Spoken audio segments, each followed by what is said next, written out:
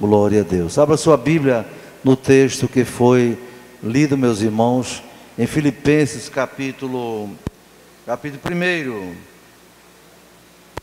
Filipenses capítulo 1, para nós termos uma reflexão, uma meditação. Eu fiz uma anotaçãozinha aqui, não deu tempo de passar no papel, então eu tirei uma foto para ajudar aqui, né? Ajudar na minha reflexão com vocês. Glória a Deus. Então vamos meditar no texto que foi lido. Na reflexão passada, no culto passado, falamos sobre esse primeiro versículo, não é? Destacamos que Paulo aqui, ele valorizou o seu companheiro, Timóteo.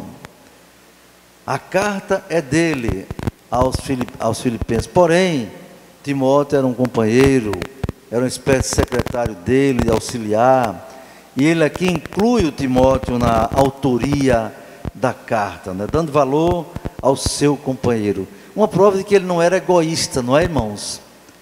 Ele não era egoísta, não. Ele era altruísta. Altruísta é a pessoa que pensa no outro. O egoísta só pensa em si, engrandecer a si mesmo, e isso não agrada a Deus. Ele também diz que ele escreve a carta aos santos que estão em Filipos. Analisamos isso e mostramos que santos para Deus não são apenas pessoas que morreram, assassinadas, trucidadas, ou pessoas que fizeram milagres na vida. Não. Para Deus, cada pessoa que aceita Jesus como Salvador tem que ser santo.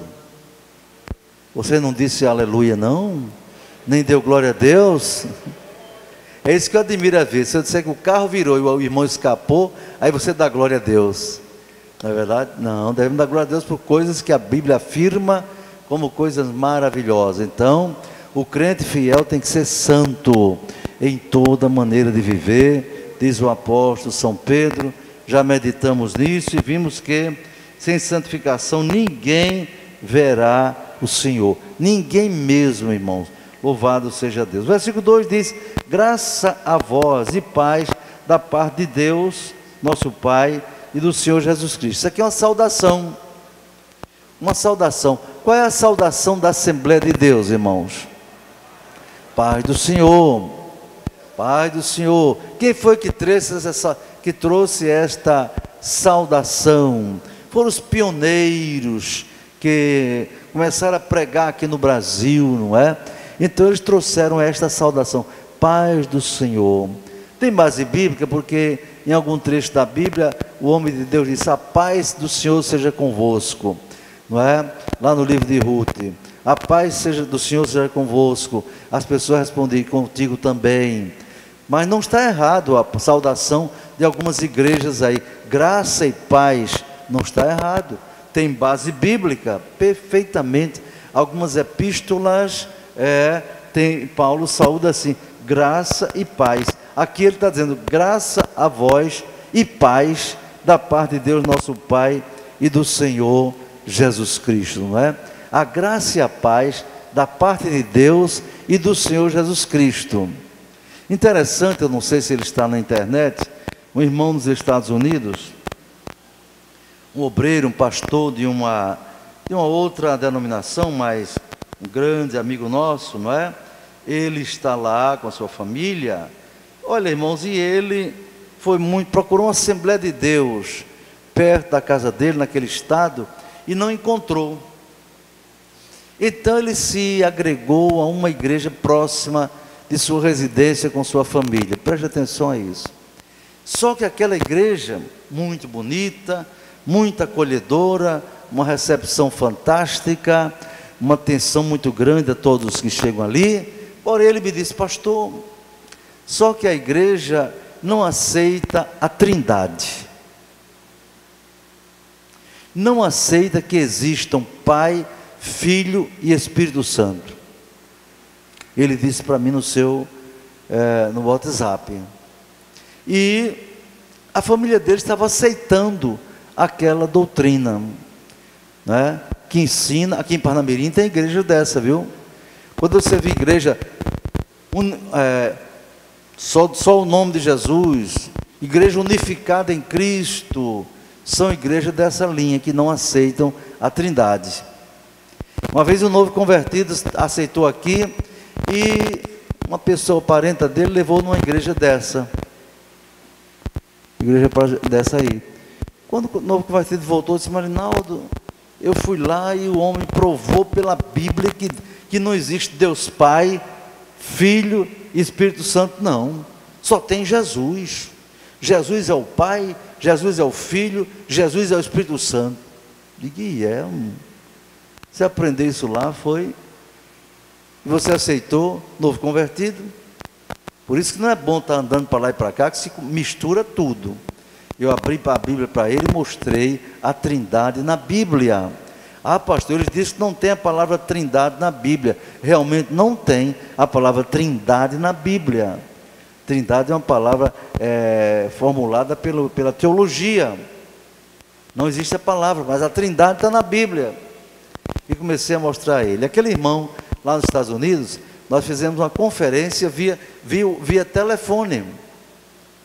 Liguei o vídeo aqui, minha câmerazinha, ele ligou lá, colocou a minha imagem na televisão dele, e toda a família assistiu, e eu dei um estudo bíblico para eles via celular. Exatamente. Mandei ele abrir a Bíblia, disse: meu irmão, vamos fazer o seguinte, eu não vou dizer o que eu entendo, eu vou dizer o que a Bíblia diz. Vamos lá? Bora. Aí comecei pelo Evangelho de João, mostrando direitinho, e eles conferindo. Eu quero que vocês leiam aí, eu não vou ler não, você leia. Aí a esposa dele lia, uma filha lia, etc. E fomos mostrando, irmãos, que a Bíblia é verdadeira e é fiel nas suas colocações. Aqui nesse texto, por exemplo, você vê: graça e paz, graça a vós, da parte de Deus, nosso Pai, e da do Senhor Jesus Cristo. Pergunto, aqui é uma pessoa só? Não, são duas.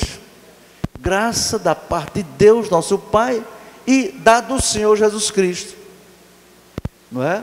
Quando Jesus diz: eu e o Pai somos um, está mostrando que Ele é uma unidade com Ele, porque Deus é um ser tão tremendo, que Ele é um único Deus, que subsiste em três pessoas distintas: Pai, Filho e Espírito Santo.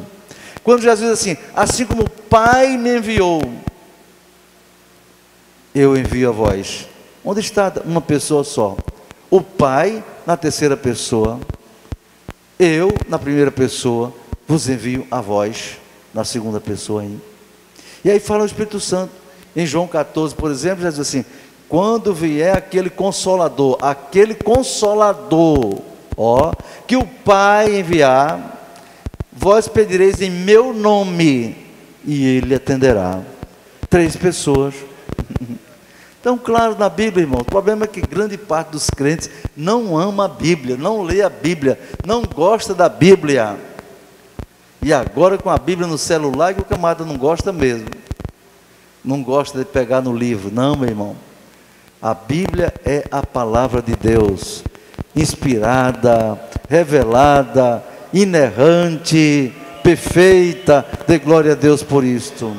Então aqui você vê as duas pessoas da Trindade. Mas como o assunto não é sobre a Trindade, sim sobre uma mensagem textual na carta de Filipenses, vamos dar um passeio na carta de Filipenses, como fizemos com a epístola de Tiago, na qual nós passeamos naqueles versículos durante mais de um ano. Eu espero essa carta aqui pequena, que terminemos em menos tempo. Mas graça e paz da parte do Pai e do Senhor Jesus Cristo. Por que foi que Paulo desejou aos filipenses, irmãos, graça e paz? O que quer dizer a palavra graça, não é? Quem estuda teologia sabe, mas a maioria dos irmãos não é obrigada a estudar teologia. É bom estudar, mas não é obrigado. A palavra graça, no Novo Testamento, é escrito em grego, não é? Um grego popular daquela época, para que todos entendessem. A palavra é caris. Caris tem vários sentidos. Esta palavra caris, meu irmão, tá certo? Para nós, no entendimento melhor, graça quer dizer favor. Graça não tem um sentido de favor. E biblicamente, e na nossa visão cristã, graça quer dizer o favor não merecido de Deus, um favor que nós não merecíamos, através do qual Ele nos mandou a salvação através de seu Filho Jesus. Isso é graça. Isso é graça. Abra sua Bíblia em Filipenses Efésios capítulo 2, versículos 8 e 9, abra aí bem ligeirinho. Filipenses vem atrás vem o livro anterior a Filipenses. Efésios 2 é anterior a Filipenses. Efésios 2, 8 e 9. Então eu disse, graça é um favor de Deus que nós não merecíamos. Como pecadores, não merecíamos nada dele, mas ele nos amou. A graça é uma demonstração do amor de Deus. Vamos lá, Filipenses 2, 8 e 9. Vocês vão ler comigo, tá certo? 1, 2. Porque pela graça sois salvos, por meio da fé, e isto não vem de vós, é dom de Deus, não vem das obras, para que ninguém se glorie. Dê glória a Deus por isto, irmão. Então, a graça de Deus, pela graça sois salvos. A fonte da nossa fé, a causa da nossa salvação, aliás, é a graça. A origem da salvação é a graça de Deus, que resolveu amar o pecador, sabe? Porque os homens foram feitos por Deus, criados por Deus, lá nas origens, lá no Éden, lá no jardim do Éden, não é? Deus criou o homem masculino do pó da terra. E aí cuidado para você não dizer, como certos pregadores, viu, irmãos, que Deus fez um boneco de barro. Será que Deus é artesão?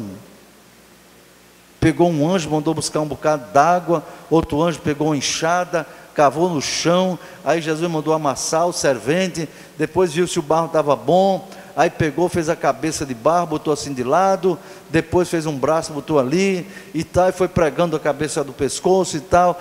Interessante, os intestinos de barro, o fígado de barro, o coração de barro. Foi assim não, meu irmão, foi assim não. Ele não está dizendo que Deus fez o homem de barro, nem de pó.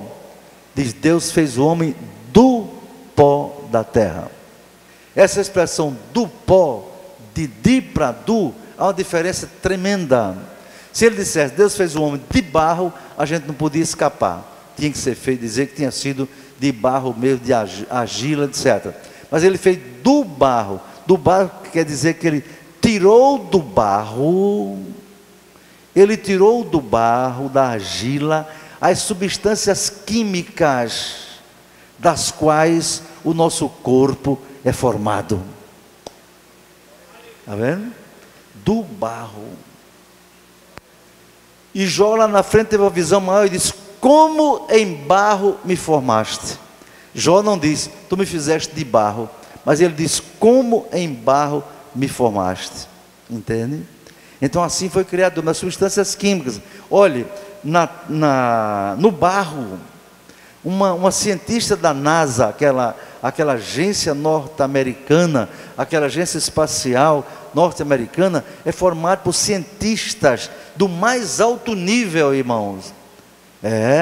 Em física, em química, em astronomia, em astrofísica, etc. Homens que estudam os planetas, os céus, os movimentos, etc.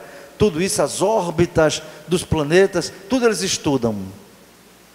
E sabe o que foi que essa cientista na NASA concluiu? Anotei vocês, meninos que estudam. Essa cientista da NASA, faz uns 10 anos que eu tenho isso gravado lá em casa.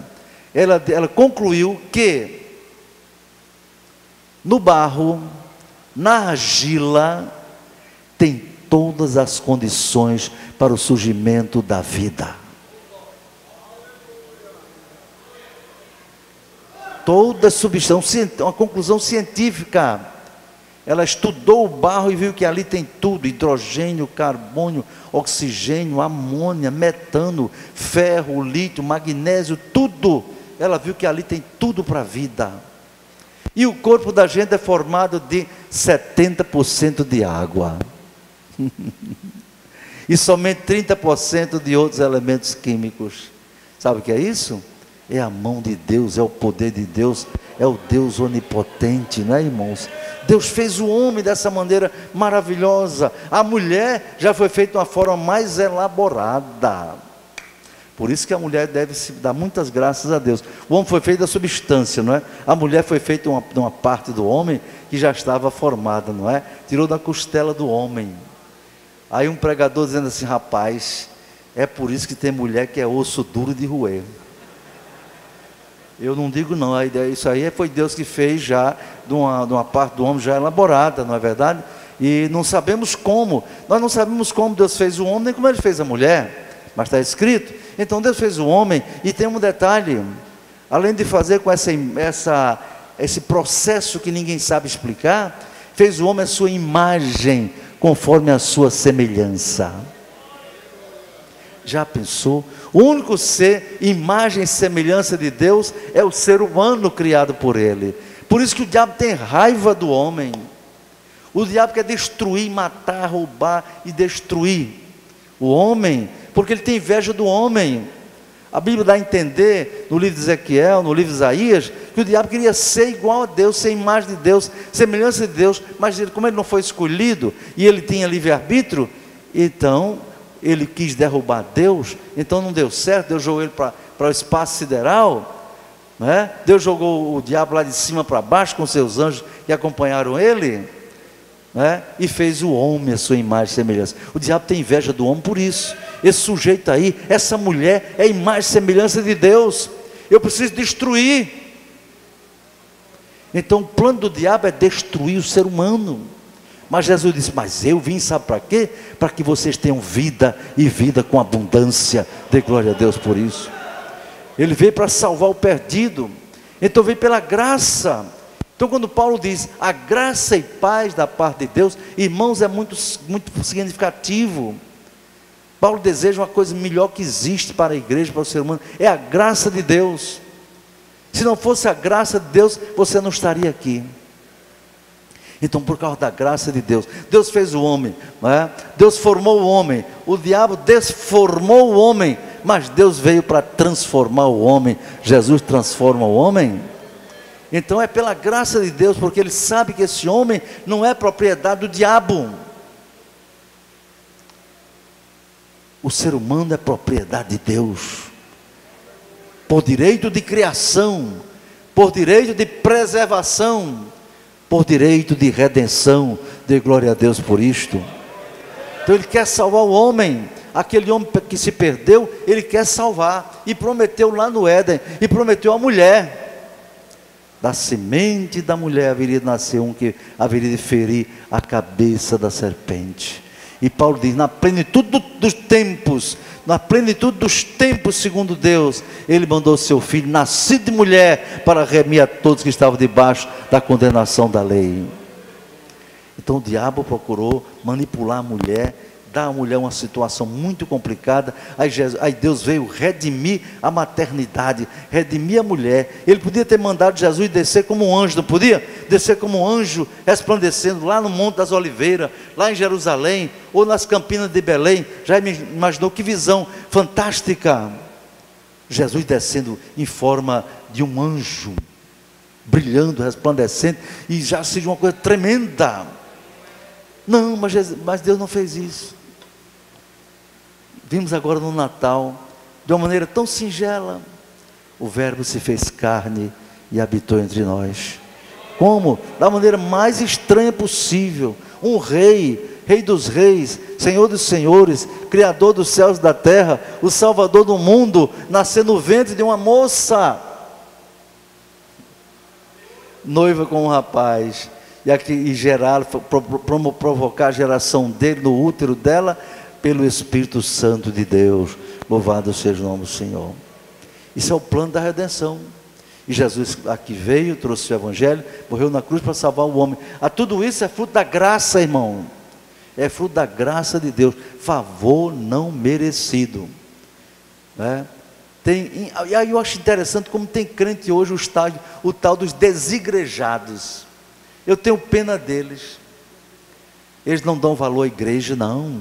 E aqui nessa igreja vi um rapaz dizer: eu acho que é muito mais importante a gente ajudar os necessitados do que esse negócio de igreja. Está na igreja adorando, não, é muito mais importante fazer o bem, fazer a caridade aos pobres. O Espírito é que diz isso. Allan Kardec, o fundador, o codificador do Espiritismo, diz assim: fora da caridade não há salvação. Minha Bíblia não diz isso não. Minha Bíblia diz: pela graça sois salvos, por meio da fé, e a fé em Cristo Jesus. Isso não vem de vós, é dom de Deus. Jesus disse: eu sou o caminho, a verdade e a vida, e ninguém vai a Deus a não ser por mim. Não é por caridade não. A nossa salvação é fruto da caridade de Deus, sim. Mas ninguém vai se salvar porque dá esmola, porque vai nos hospitais, porque ajuda no necessitado. Não, Senhor, isso é obrigação de toda pessoa. Então a graça, irmão, quando Paulo diz graça da parte de Deus e de Jesus, é porque ele sabia o valor da graça. Anotemos isso para sermos gratos a Deus todo dia, irmão. Quando você for dormir, agradeça a Deus pela graça de estar vivo, de servir a Ele, de ter saúde. Quando você acordar, agradeça a Deus. Faça como o salmista Davi: ó Senhor, te agradeço, porque eu me deitei e dormi, acordei, porque o Senhor me abençoou, me sustentou. Quando for dormir, diga como o salmista: em paz também me deitarei e dormirei, porque só Tu, Senhor, me faz habitar em segurança. Como esse versículo tem tanto significado hoje, irmão. No mundo de uma insegurança como esta, não adianta, meu irmão, você pode tomar as precauções da sua casa, porque é sua obrigação colocar cerca elétrica, colocar grades, colocar sensores, alarmes, ter cães de guarda se quiser, tá certo? Isso é bom, ter vigia, porém, se Deus não guardar, não adianta nada. Se Deus não guardar, diz a Bíblia, se o Senhor não guardar a cidade em vão vigia a sentinela. Mas sabe por que você vai dormir em paz? Pela graça de Deus. Sabe por que você acorda em paz? Pela graça de Deus.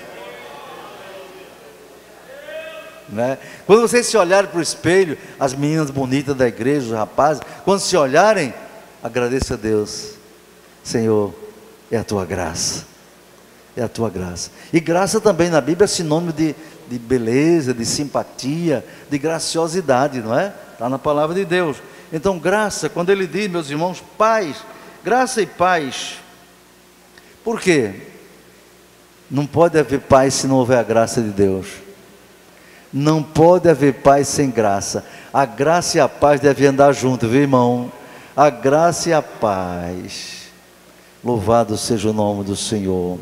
Então seja grato a Deus pela sua graça, pela qual você foi salvo, e pela paz de Deus. A paz de Deus é algo tão fantástico, irmãos. A paz de Deus é algo tão tremendo. Abra sua Bíblia em Romanos 15:33. Glória a Deus. Romanos capítulo 15, versículo 33. Glória a Deus, glória a Jesus. Vamos aqui, Romanos 15:33. Vamos ler? 1, 2. E o Deus de paz seja com todos vós. Deus de paz. Deus não é Deus, meus irmãos, de guerra para nós, não. Ele é Deus de guerra, é varão de guerra. Ele é Deus de guerra para os inimigos dele. Aí ele é mesmo. Ai daqueles, diz a Bíblia, horrenda coisa é cair nas mãos do Deus vivo. É terrível. Mas para o seu servo, para a sua igreja, Ele é Deus de paz. Ele é Deus de paz. E o que é paz, irmão? Paz. Para muitas pessoas ou para muitos países, paz é ausência de guerra. E no dicionário até diz isso: ausência de guerra, ausência de conflito, no sentido negativo, mas também diz que é harmonia, união, entendimento, etc. Mas a paz de Deus, ela está além do que você pode entender do significado de paz. Para Deus, paz não é apenas, meus irmãos, não é apenas a ausência de guerra, não é apenas a ausência de confusão, não. Filipenses 4, vamos lá, no mesmo texto que a gente está olhando aqui, Filipenses capítulo 4,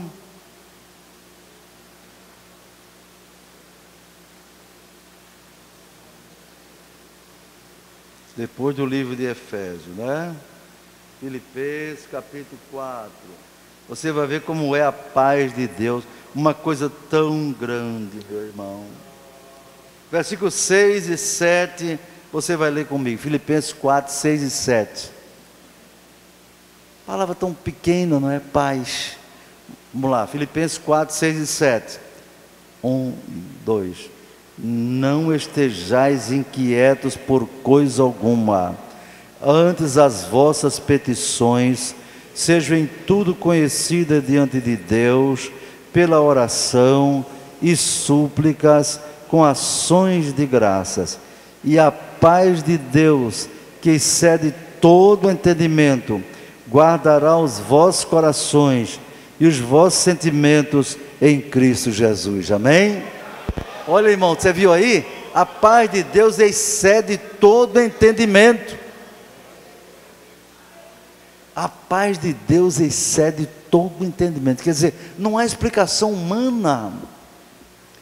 Não há explicação humana para a paz de Deus, que guarda os nossos corações, os nossos sentimentos, nossas emoções, nosso interior. Não há explicação.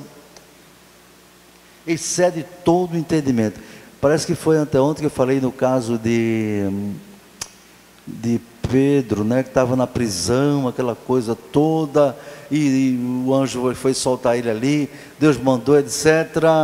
Você imagina a pessoa ter paz numa prisão daquela, com as mãos amarradas, os pés amarrados, né, sem poder sair dali, e diz a Bíblia que Pedro dormia. Pedro dormia, meu irmão. Acha que eu não dormiria? Mas Pedro dormia. Certamente Pedro, aquele homem que negou Jesus 3 vezes, não é? Negou Jesus 3 vezes, coitadinho. Mas agora, depois do batismo com o Espírito Santo, cheio do poder de Deus, Pedro agora estava cheio da unção de Deus, e mandaram prender para degolar. Iam degolar Pedro. Ele sabia que ia ser morto. Ele sabia que ia ser morto no dia seguinte. Se fosse eu ou a maioria de nós, eu creio que passariam a noite de vigília, não é, irmão? Passariam a noite de vigília, acordado, uma vigília. Jesus, me dá graça naquela hora que vão me matar, vão me degolar. Eu creio que Pedro fez uma oração antes de dormir, mas logo em seguida ele pegou no sono. Eu acho que ele dormia, se fosse como ele, roncava.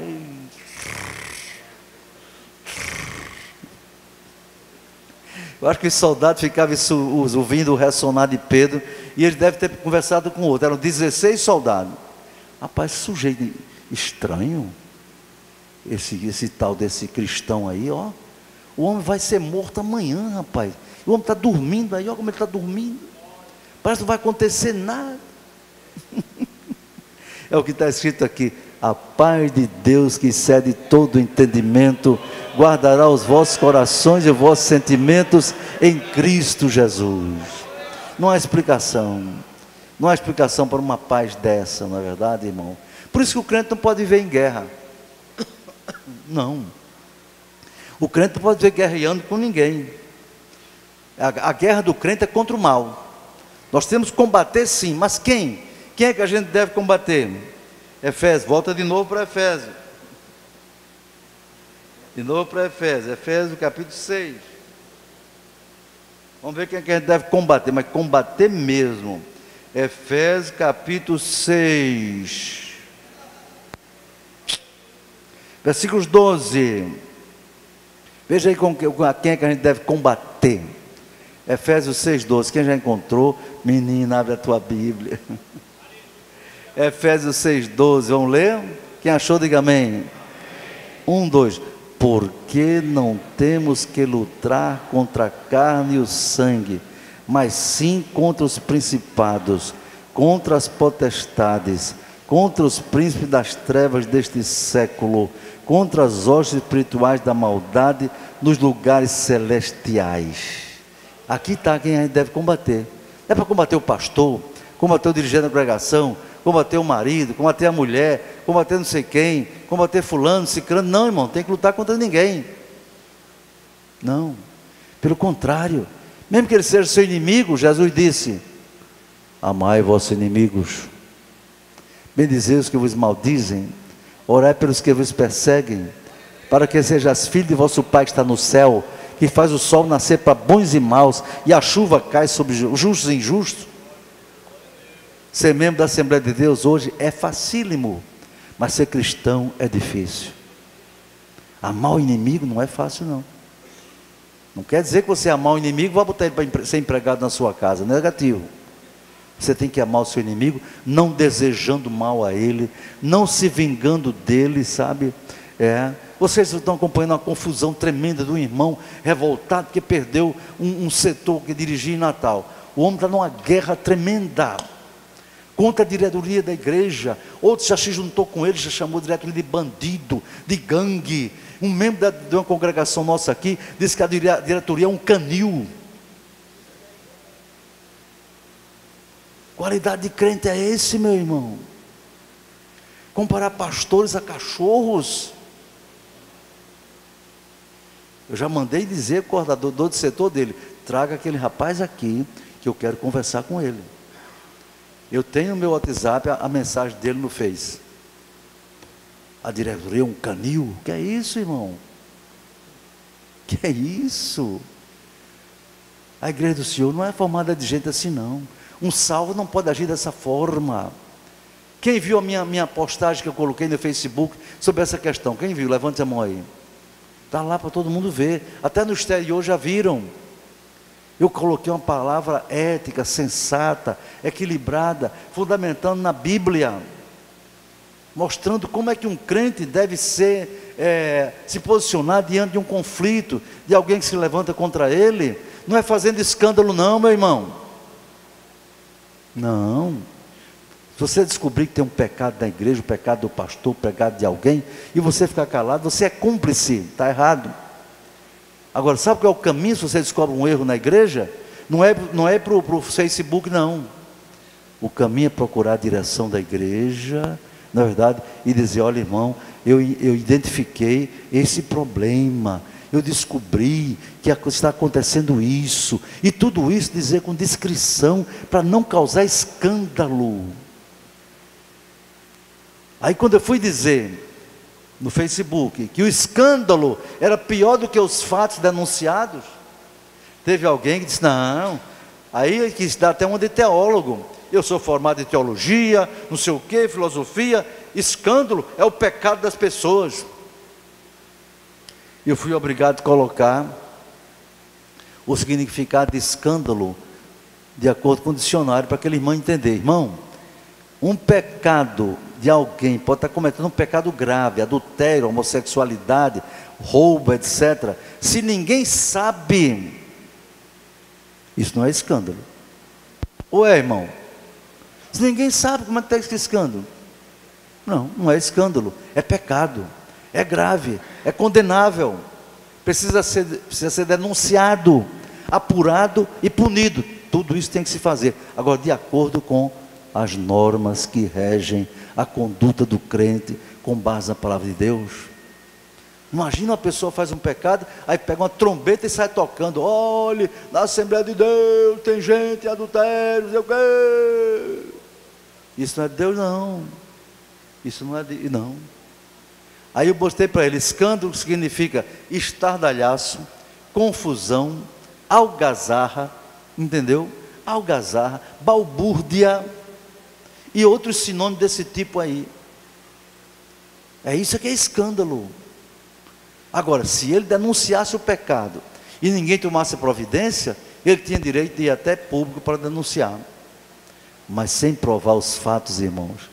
Cuidado, irmão querido, não entre nessa onda não. Eu vi alguns irmãos daqui compartilhando, imediatamente eu entrei em ação e disse: irmão, exclua essa postagem, porque você está contribuindo para alimentar um escândalo, e também uma coisa que não é comprovada, e a Bíblia diz: ai daqueles por quem vem o escândalo. No texto que eu li diz, né? Não haja escândalo entre vós. Então, meus queridos, vamos ficar por aqui, nessa reflexão sobre graça e paz, não é? Na outra reflexão, nós iremos então continuar as reflexões. Que Deus abençoe, que possamos ter um final de semana muito abençoado. Foi lido já?